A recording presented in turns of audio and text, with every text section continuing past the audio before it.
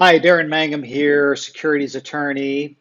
Many of our clients are engaged in running private investment funds of different kinds, um, whether it's a private equity fund, a venture capital fund, a private real estate investment fund, energy, oil and gas fund.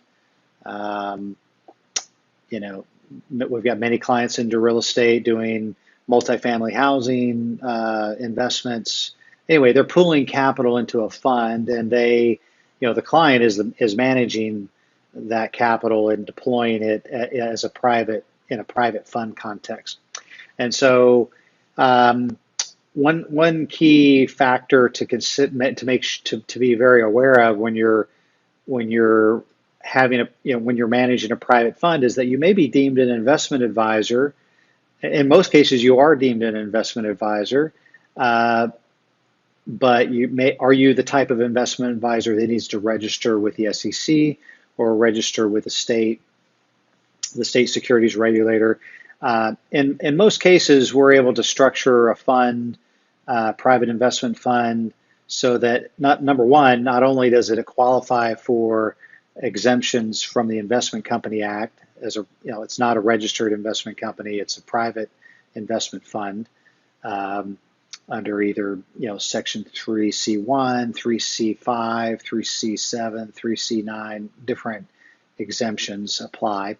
Uh, but also the investment advisor, the manager of the fund, we want to make sure that they're not, if they are deemed an investment advisor, they're not required to register. Now under the federal rules, two exemptions you want to be super mindful of is Section 203B and Section 203M of the Investment Advisors Act, which provide for exemption from registration, even though you may technically be deemed an investment advisor.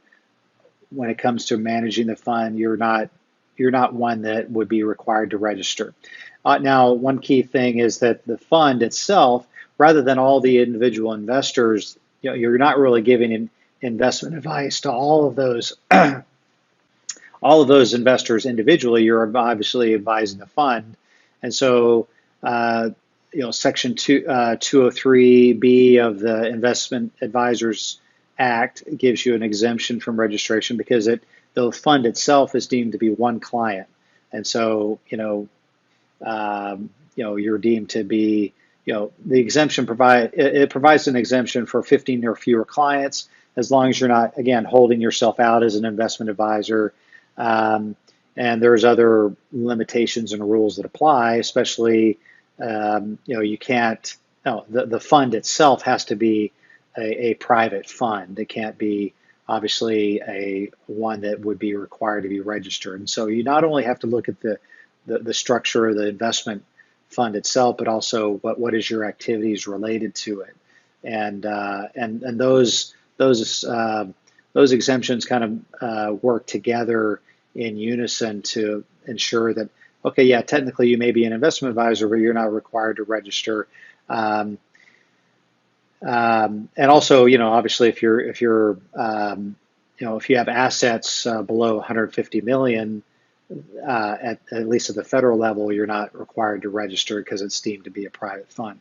Now, just because you're exempt from registration on the federal side, from the SEC's point of view, that does not necessarily mean at the state level that you'd be also exempt. I mean, certain states, um, I'm not going to name names because there's obviously 50 of them, and obviously U.S. territories like Puerto Rico, whatever.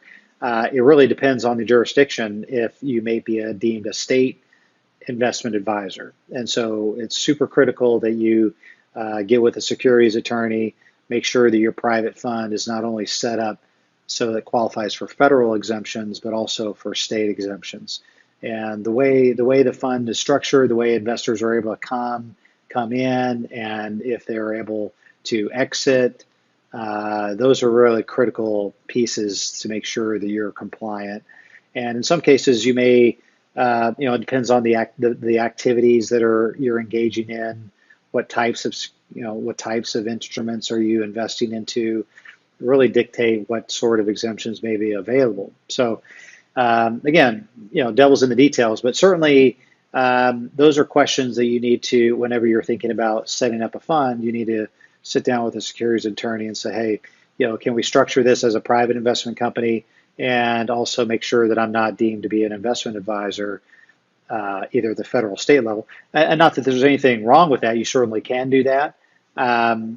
We've got very many clients that are, running private investment funds that do in fact are registered with FINRA and the SEC as investment advisors or their state. But certainly, in many cases, a lot of clients wanting to run a private fund or just put together a private fund, they want to avoid that if possible, right? Because the costs go up if you have to register with the SEC, plus the level of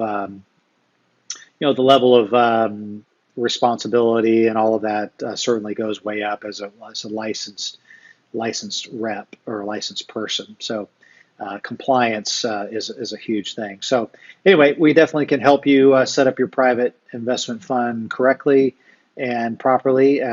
Love to help you with it. If that's something you are looking to do, please feel free to reach out. But in any case, if you find this content helpful, please like or subscribe, and we'll see you in the next video.